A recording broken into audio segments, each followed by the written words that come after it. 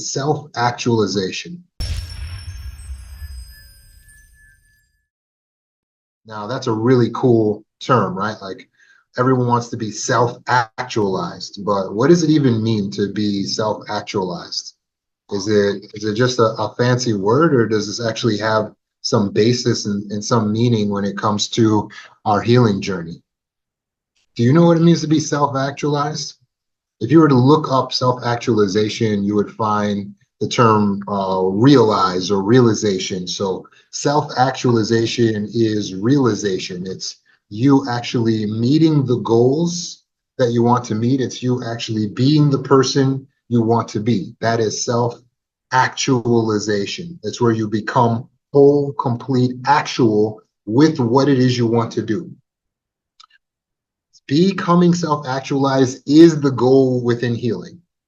But please understand that when you heal, to be healed is not a fixed point. So it's not like you just get healed and then you're done. Like, hey, how you doing? I'm good. I'm healed. Oh, how long you been healed? 3 years. How'd you get healed? Well, 3 years ago, I took Roman's course and then that was it. I got healed. That can be your story, but you don't stay healed just because you got healed. You stay healed by doing the things that got you healed in the first place. So even after you're healed, you still need to meditate every day, exercise every day, edify the mind on a daily basis, right? And eat right, sleep right, right? To stay in the healed state, we have to stay removed from what is toxic, right?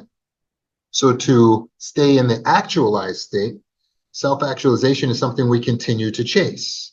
The reason is because you will eventually get to a form of self-actualization where you will realize some goals, but you will still need to meet more goals. You don't finish until you're dead. You're always chasing more self-actualization. So it works in a loop. You're going to dream, and then you're going to achieve. And then you're going to dream, and then you're going to achieve. You achieve the dreams, and then you dream of what you want to achieve. And it's that process of achieving the dream that you become self-actualized. Okay, so this can happen in big ways, of course, and that's where we want it to happen. We say, I want to be a more patient person. I want to be a person who is knowledgeable, who's wise. I want to be more loving. I want to not yell at my children. I want to not argue with my husband. We have these ideas. To be self-actualized is to be able to meet that dream, to be able to achieve the dream is self-actualization. And you have the ability to be self-actualized. That's a promise. And I'm going to help you to be able to meet that dream. Because what happens to many of us, and you tell me if this happens to you, is we say, man, I really want to get there. But it's like 2 years later, we're still not there. We say, man, I really would love to lose weight. But 2 years later, we're still not there. Boy, it sure would be nice to be a more patient person. It would be good to heal. I would love to heal. I've always wanted to heal. But 2 years later, we're still not there. Does that ever happen to you? You feel like you know what you want to do. You feel like you know where you want to be, but you can't ever seem to just get there. And 2 years later, you're looking back like, dang it, I'm not there. Could be financial. You could say, you know, I like to be able to have this amount of money in the bank and this amount of money coming in. And 2 years later, you're still not there. So I'm gonna teach you today how to become self-actualized, which is to actually meet, to realize your goals, to realize your wholeness, your completeness. It is to reach your potential. That's what self-actualization is reaching your potential. The thing is, and I'll just give you the punchline before we even get there, we are beings of unlimited potential, right? So made in the image of the divine being unlimited, we also have unlimited potential. There was never a point you will reach where there's not more potential to have, which is a good thing because that would be a sad day. Imagine waking up one day and realizing, oh, there's nothing else left to achieve. There's no place else to go. There's nothing else to do. There's no one left to meet. That would actually be sad. It's actually good that there's always more to do, more to explore, more to grow in, more skills to develop, right? And so we're built to be everlasting beings. It is a glitch in the matrix that we even perish at all. We're actually built everlastingly. There's a piece of what we're running on, the ruach, which is everlasting within us. So our energy source never actually dies. We have to do things to sustain the body, but the body is sustaining or containing, if you will, this energy source that we're running on, this spirit for religious people. So this spirit within us continues to go. To be actualized is to become one with what is eternal. When we think as limited beings, it's holding us back from self-actualization. And let's talk about what might have been holding you back thus far from self-actualization. It's always the thinking as limited beings, right? Like, for instance, fear of failure. If you have a fear of failure and you're afraid of making mistakes, and as a result, you can't achieve self-actualization. Because self-actualization means that you have to explore new opportunities and pursue new passions, right? But you can't do that if you fear failure, because if you take a risk, failure is inevitable. If you take a risk, failure is inevitable, right? So how can you take risks if you don't want to fail? So we have to reverse this. If you want to get out of fear of failure, you need to reverse this into craving failure. You have to crave failure. Do you have a thirst for some failure? That's what you got to look forward to. A lot of people don't look forward to failure. In fact, most people don't, right? We actually hate failure. Right? We got all these issues with shame. And then do you want to trigger my shame, Roman? Yeah, tell me to go out and fail. That sounds like a great plan. Now you just gave me the worst nightmare of my life, is that now I have to show up to life as a failure, right?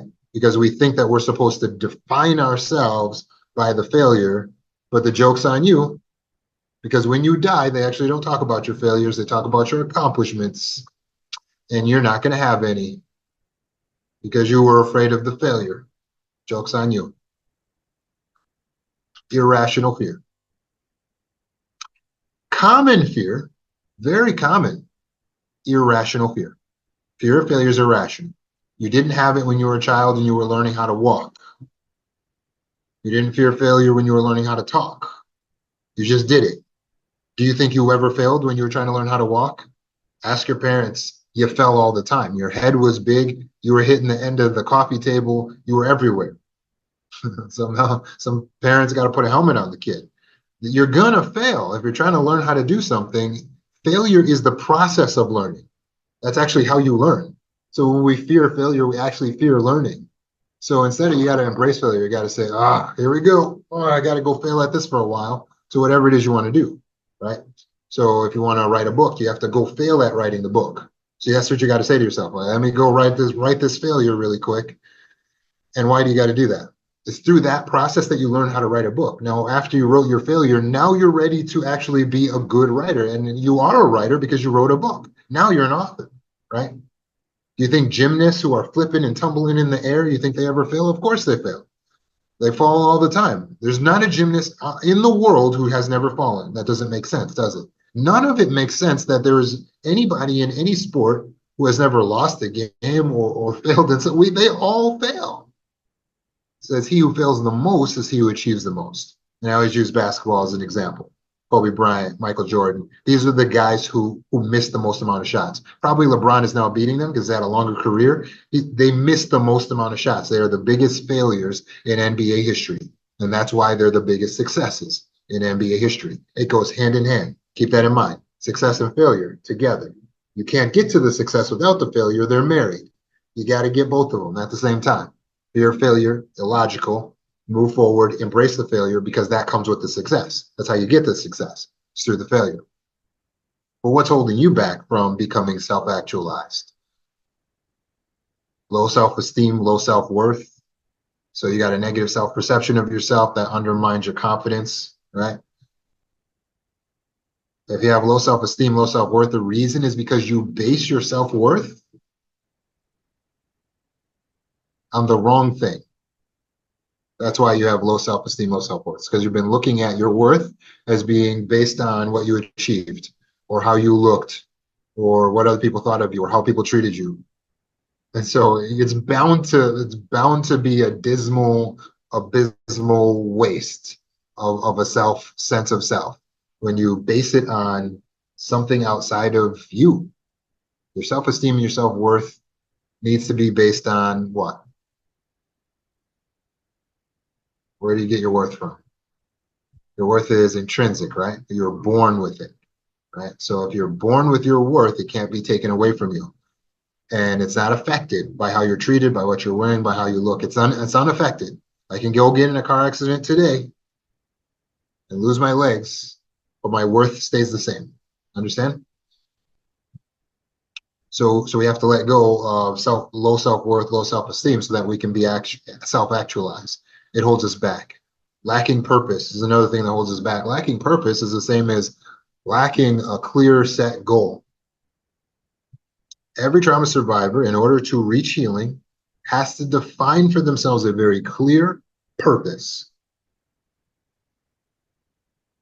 And once you have a clear purpose, then you know how to make decisions in your life. You can't make decisions without a very clear purpose. Purpose is not as profound as it sounds. We always are looking for like this big epic quest, like an angel's gonna come and be like, I have a purpose for you. You are supposed to go here and do this. But reality is, if an angel really did that, we wouldn't really want to do what they told us to do anyway, right?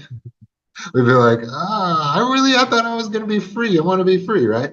So God, in his infinite wisdom and his kindness, has said, okay, you be free. You pick your own purpose. And now we're like, I want you to tell me what my purpose is, right? So this is how the universe works. You get free will. You have to pick your purpose. That's how it works. Most people never knew that. They never knew it was up to them to pick their purpose. They thought they were supposed to discover it, hear it, find it, get a dream or something. But no, it's up to you to pick their purpose. You can base it on a dream, that's fine, but it's up to you to pick the purpose. So what's your purpose going to be?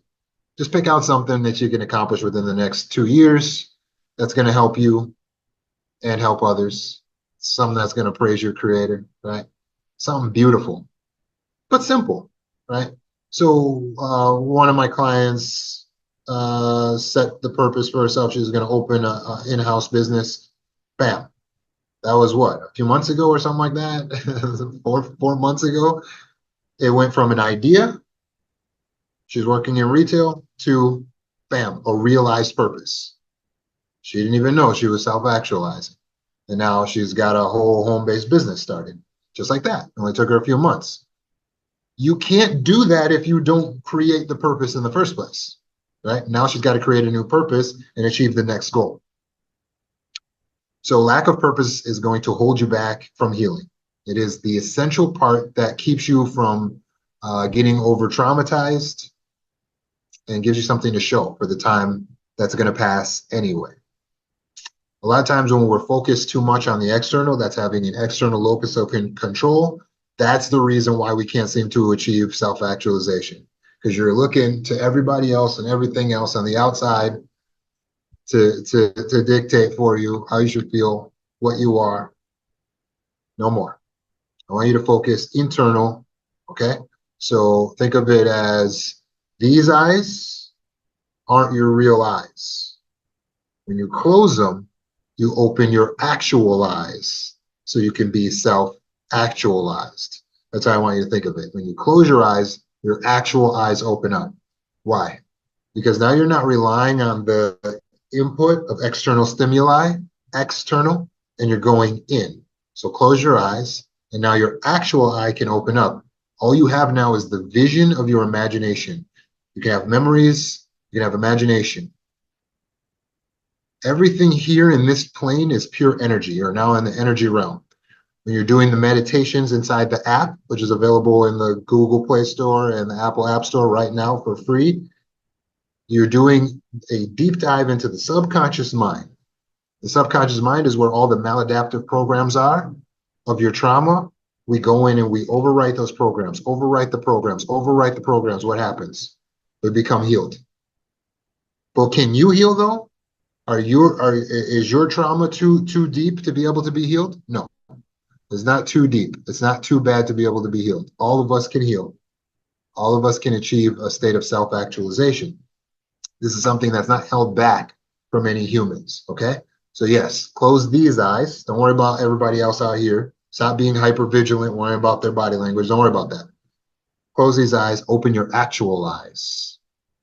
Some people just stuck in this comfort zone. That could be you. Maybe you're not achieving, you're stuck in the comfort zone, status quo. Like, I got enough money, I got a house, I'm all right. I'm all right. Staying within your comfort zone means you're avoiding challenges and you're avoiding taking risks. So you gotta grow. Okay. One thing you'll notice about me when you see me, even in these lives, you just follow my lives, you got different backgrounds. Every month, it's like I'm moving. You know why? Because I'm keeping myself uncomfortable. You know why?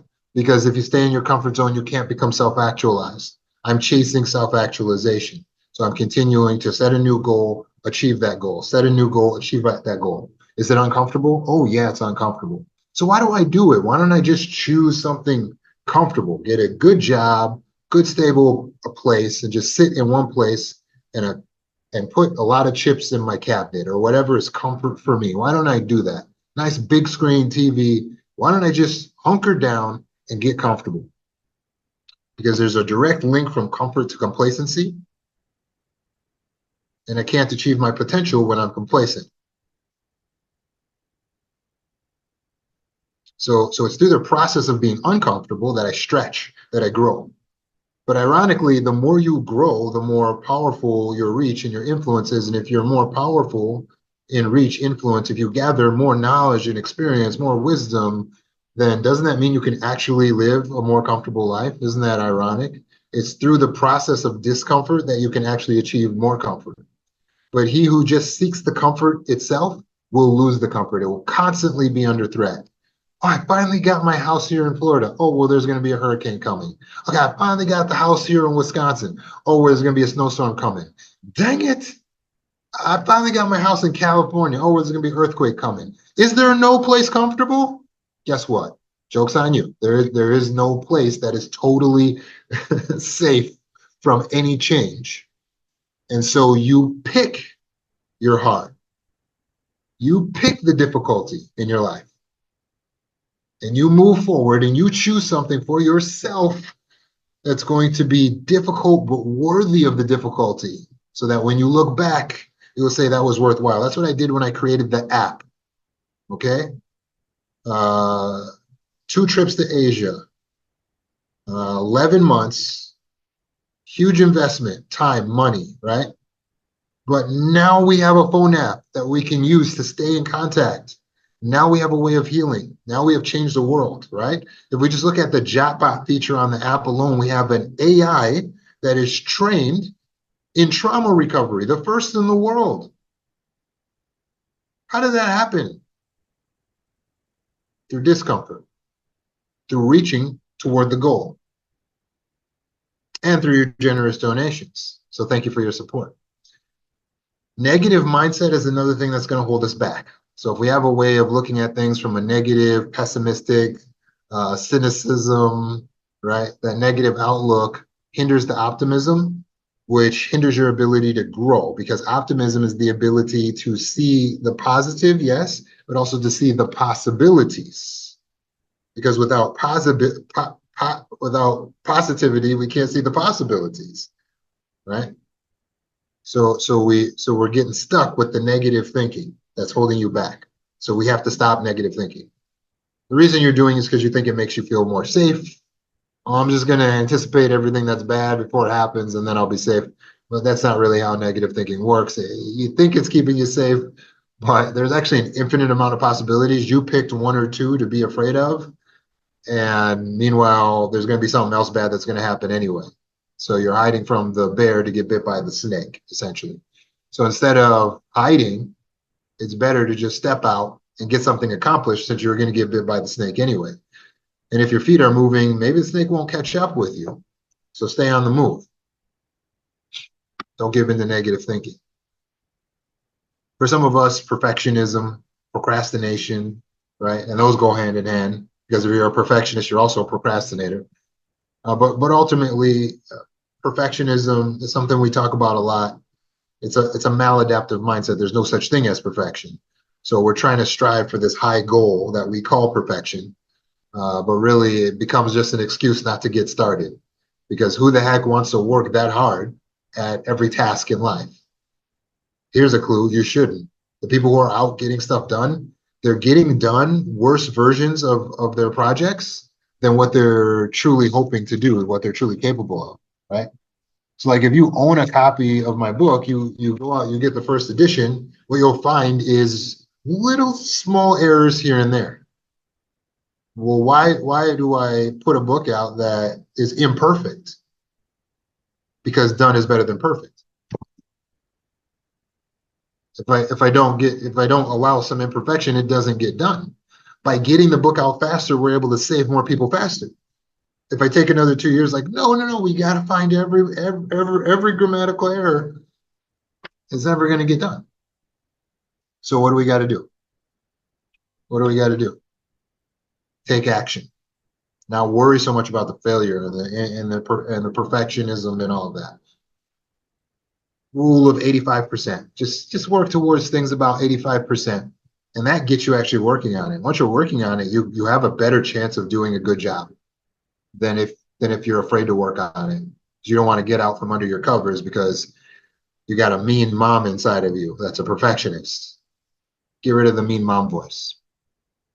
So there's three things that we need to have to achieve self-actualization, and that's an understanding of the power of free will, an understanding of the power of action, and the understanding of the power of thought.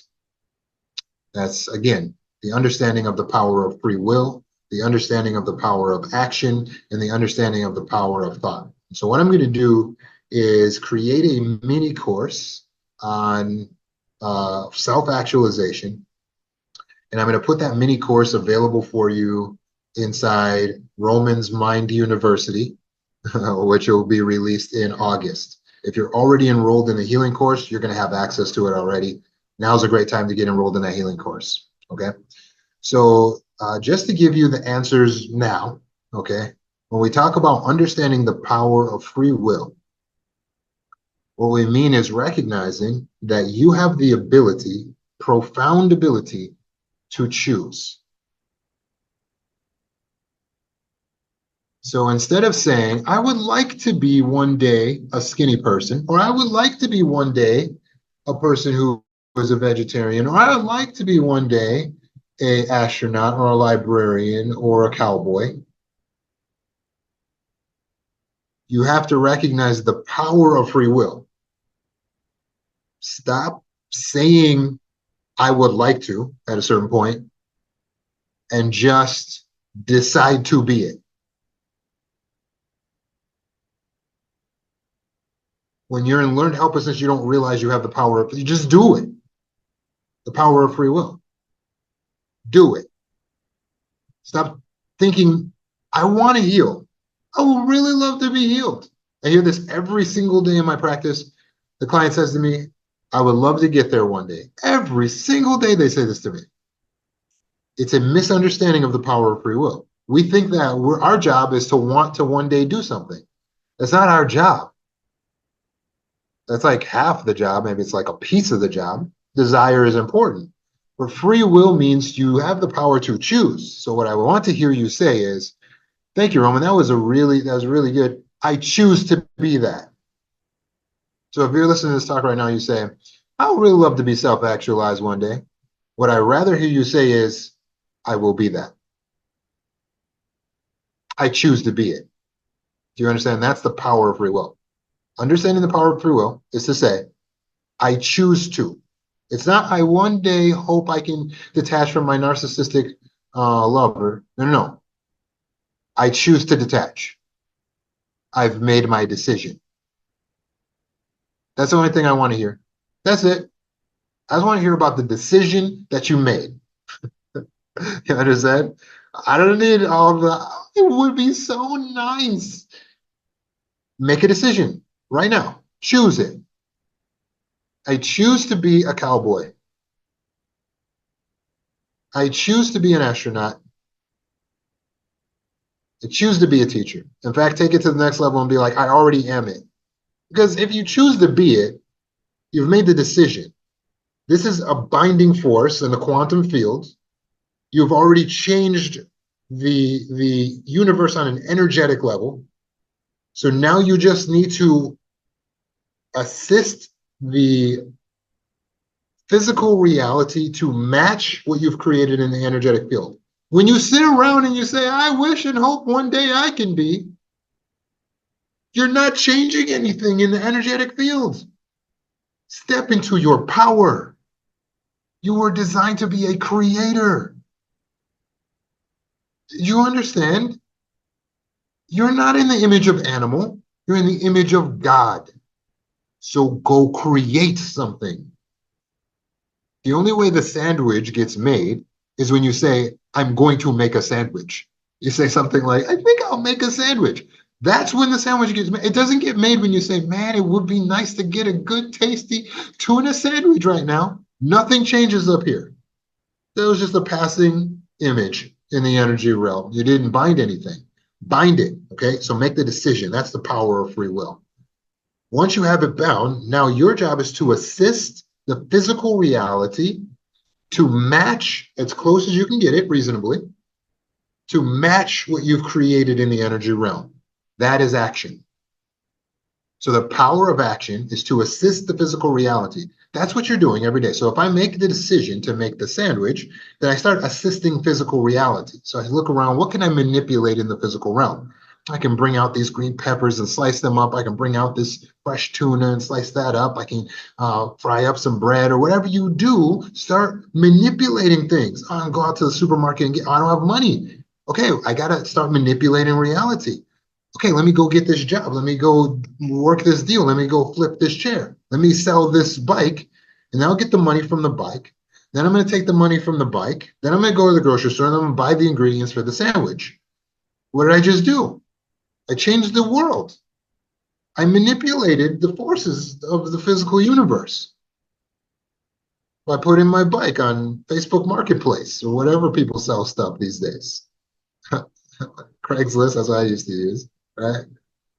You manipulate the physical universe to match the energetic universe. If you don't know how to make a decision up here, you can't even get started on anything, and you sit here. It sure would be nice to have a sandwich. You're gonna die of starvation with that attitude. Okay, so if it works that way with the sandwich, it works the same way with starting your business, with healing from trauma, with starting your YouTube channel, with writing your book. It's the same way. You make the decision. I'm a writer. You know I got a book coming out, right? You don't have to tell people, but if you want to, that's what you know I got a book coming out. It's got to be that real to you, right? So you haven't even wrote a word on a Word document yet, but you're already talking like that. Does that make sense? And then bam, action, action, action, manipulating, manipulating, manipulating, moving, moving, moving aspects of the physical universe. And yes, this also means manipulating people. You can do so in a way that's not negative, coercive, or bad. You understand? So if I walk up to a person and say, hey, I'll pay you $10 if you help me to make a sandwich or whatever it is that I'm trying to accomplish in life, that is manipulation because I'm trying to get something out of them. I'm trying to move them to do something. That's what manipulation is. It's the handle. If they agree upon it, that's peaceful. It's clean. There's nothing negative about it. So don't be afraid of the concept of manipulation. We need to wheel, deal, and negotiate in this world to get what we want. So I need you to start manipulating the physical universe tonight. Okay, we don't have time to waste. That's the thing that's running out, right? We can always get more money. We can't get more time necessarily, right? So get going on this tonight. Bind a decision and start manipulating the physical universe, okay? And then finally, we got to understand the power of thought, which involves the power of dreaming, okay? Understanding the power of thought means to understand that when you think of something, it's very powerful. When you visualize something, it's very powerful, so be careful. Be careful what you think about.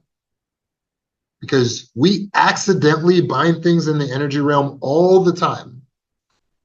We create things all the time, and you might create the wrong thing. And I have experience in my life of thinking of things that aren't totally healthy. Okay, I'm imperfect. And then it comes true. And as a result, I've kind of inadvertently changed the world into something that wasn't totally aligned with who I really am.